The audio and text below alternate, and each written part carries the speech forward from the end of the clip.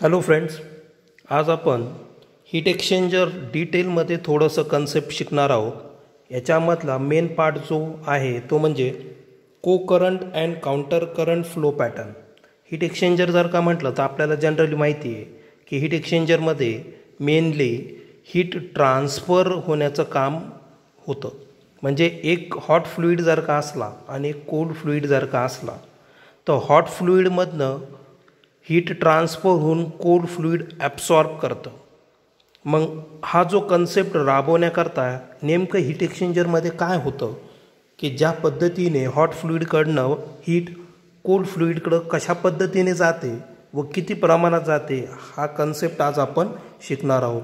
तर त्याच्यामधला मेन जो कन्सेप्ट आहे तो म्हणजे हीट एक्सचेंजरमध्ये फ्लो कसा द्यायचा, म्हणजे हीटमध्ये कसं ट्रान्सफर मटेरियल करायचं. तर त्याच्यातला मेन पार्ट आहे को करंट अँड काउंटर करंट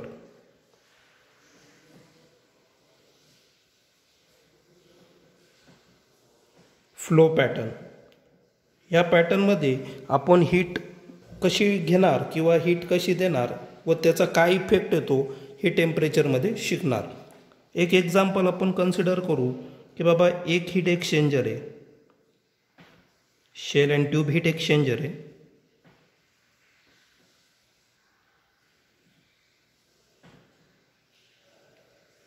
आणि याच्या जो सेंटर पार्टमध्ये आहे त्याच्यामधनं आपण मोस्टली हॉट फ्लुईड ट्रान्सफर करणार. हॉट फ्लुईड शेल ट्यूबमधनं आपण हॉट फ्लुईड ट्रान्सफर करणार.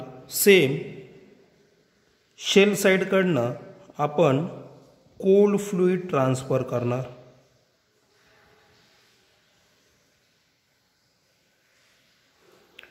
मग हॉट फ्लुईड ट्यूबमधनं पास होणार आणि शेवटी ते हीट एक्सचेंजरमधनं बाहेर निघणार. म्हणजे हे झालं इनलेट, हे झालं हॉट फ्लुईडचं आउटलेट, हे झालं कोल्ड फ्लुईडचं इनलेट, हे झालं कोल्ड फ्लुईडचं आउटलेट. मग याला मी असं कन्सिडर करणार, हा जो इनलेट फ्लुईड आहे हॉट त्याचा टेम्परेचर TH1 कन्सिडर करू.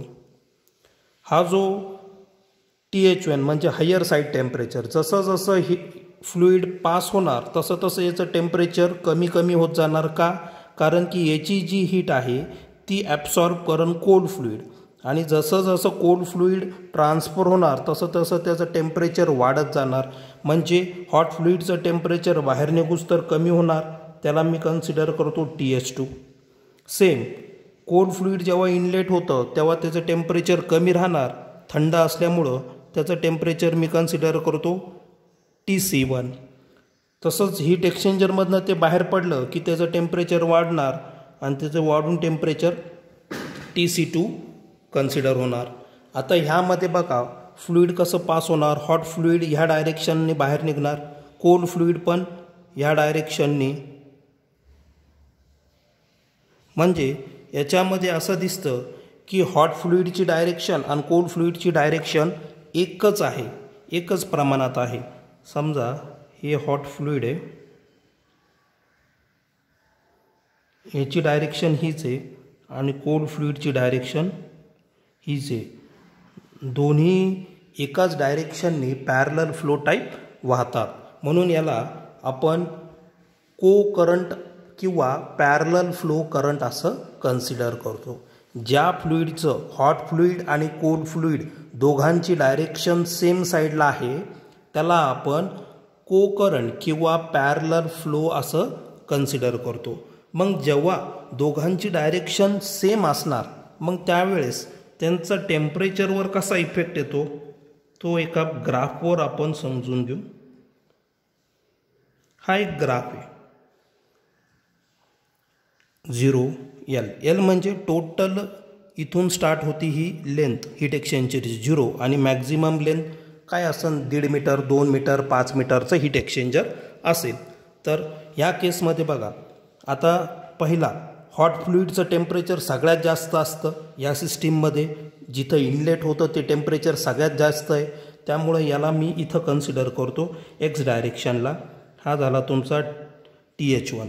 जसं जसा तो टेम्परेचर पास होत जाईल, वेळ पास होत जाईल, तसं तसं ते हॉट फ्लुईडचं टेम्परेचर कमी कमी कमी होत जाणार आणि बाहेर निघूस तर त्याचं टेम्परेचर येणार TH2. त्याचं टेम्परेचर येणार TH2. हा जो पार्ट आहे हा आहे हॉट फ्लुईड, ज्याची डायरेक्शन ही आहे. सेम कोल्ड फ्लुईडचं टेम्परेचर कमी राहणार सुरुवातीला थंड असल्यामुळं, म्हणजे इथं कन्सिडर करतो मी. हा जो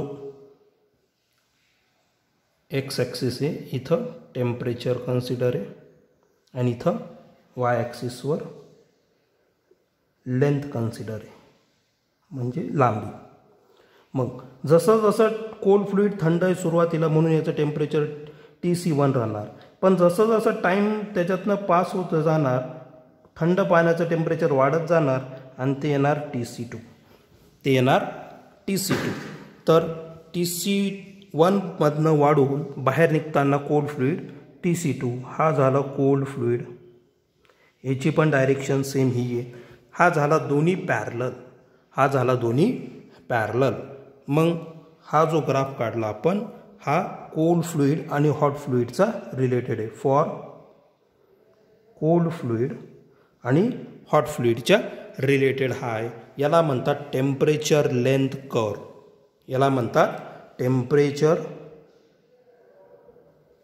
लेंथ, म्हणजे टेम्परेचरचं आणि हीट एक्सचेंजरच्या लेंथचं रिलेशन दाखवलेलं इथं आपण टेम्परेचर लेंथ कर्व. याच्यावरून आपल्याला असं दिसतं की पहिलं टेम्परेचर जास्त आहे, बाहेर निघताना हॉट फ्लुईडचं टेम्परेचर कमी होणार, कोल्ड फ्लुईडचं टेम्परेचर कमी आहे, बाहेर निघताना कोल्ड फ्लुईडचं टेम्परेचर वाढणार.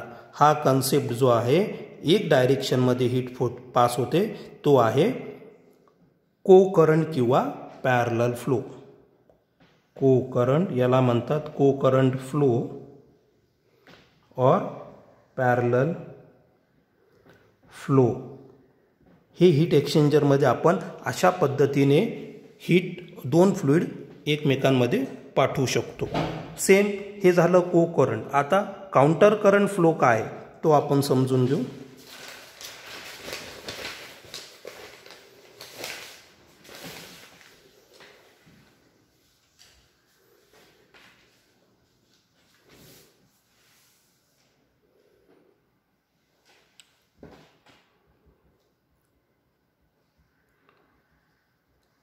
Counter current flow. काउंटरचा अर्थ काय?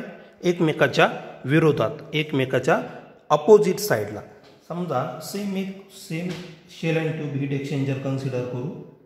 ही झाली ट्यूब साईड इंटरनल, ही झाली शेल साईड इंटरनल. आता याच्यामध्ये सेम मी तो हॉट फ्लुईड कन्सिडर करतो. इनलेट, मग याचं डायरेक्शन इकडनं हे बाहेर निघणार. हे झालं हॉट फ्लुईड. आउटलेट, याचं टेम्परेचर मी कन्सिडर करतो पुन्हा TH1. याचं टेम्परेचर कन्सिडर करतो TH2. आता शेल साईडला आता मी कोल्ड फ्लुईड कन्सिडर करतो फ्रॉम टॉप साईडनी इंटरनल एंट्री करणार. कोल्ड फ्लुईड इनलेट, याचं टेम्परेचर राहील TC1. आणि सेम आता हे फ्लुईड ह्या डायरेक्शनने पास होणार आणि बॉटममधनं हे निघून बाहेर येणार. म्हणजे हे झालं तुमचं कोल्ड फ्लुईड आउटलेट.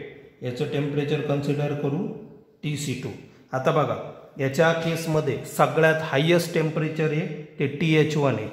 मग जेव्हा हे गरम फ्लुईड बाहेर निघूस तर थंड होईल तर याचं टेम्परेचर कमी होणार, तर कमी होऊन TH2 येणार. इथं सगळ्यात कमी टेम्परेचर इनलेट कोल्ड फ्लुईडचं राहणार, थंड पाणी, त्याचं टेम्परेचर TC1 राहणार.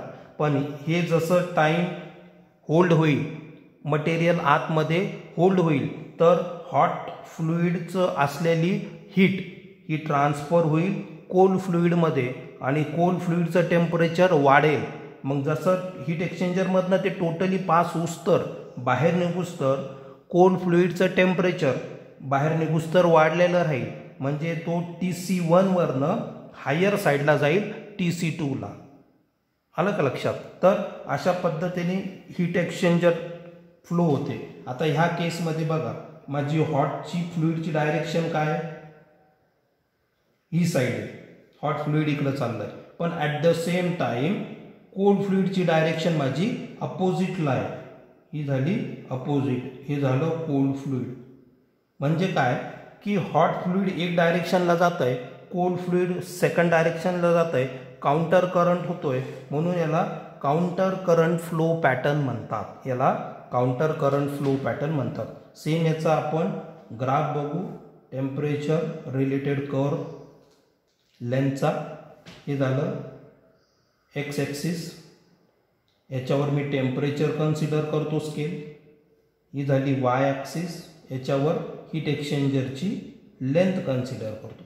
इथं 0 लेंथ, इथं मॅक्झिमम L लेंथ आहे.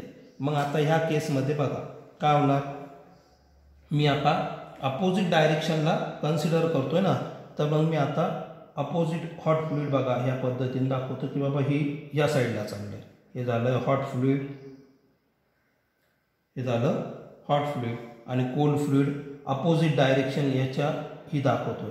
म्हणजे हॉट फ्लुईड इकडं चाललं आहे अपोजिट आणि कोल्ड फ्लुईड माझं इकडं चाललं आहे. कोल्ड फ्लुईड म्हणजे इथं टेम्परेचर किती आहे TH1, इथं टेम्परेचर TH2. आता ही झाली इनलेट, मग हे झालं TC1 इकडं आणि बाहेर जे निघतं हे झालं TC2 इकडं. मग अशा पद्धतीने मग आता आपल्याला मेन म्हणजे याचा जो फॉर्म्युला काढायचा आहे की यांच्यामध्ये डेल्टा कसा निघणार. द डेल्टा काढण्यासाठी या केसमध्ये आता बघा डेल्टा काढायचा आपल्याला, टेम्परेचर डिफरन्स दोघांमधला.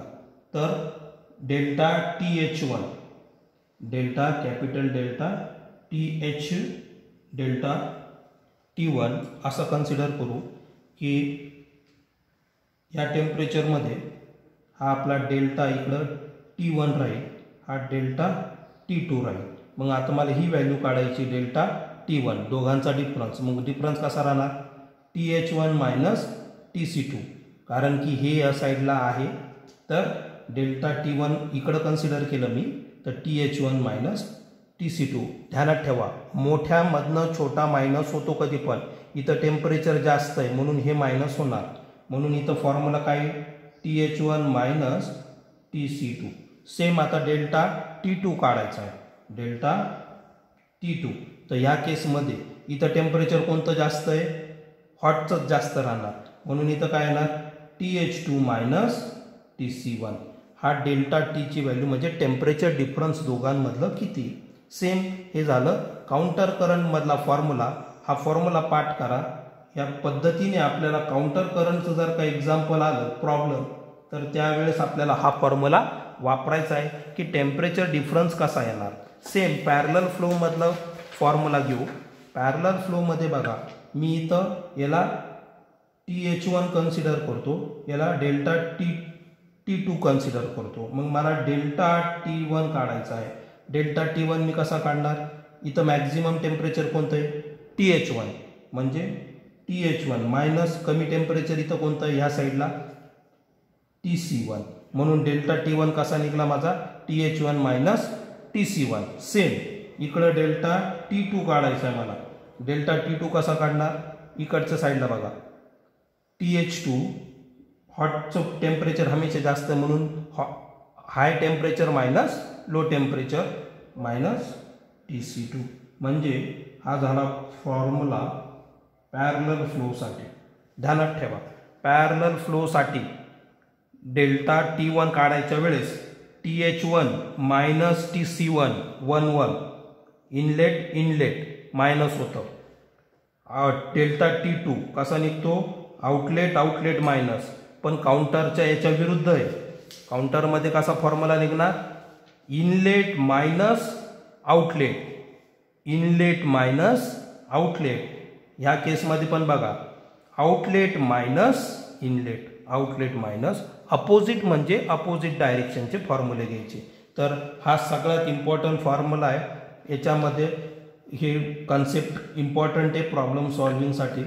क्वेश्चन एक्झाममध्ये क्वेश्चन येतो, distinguish between counter current and को करंट फ्लो. हा 4 मार्काला इम्पॉर्टंट क्वेश्चन आहे.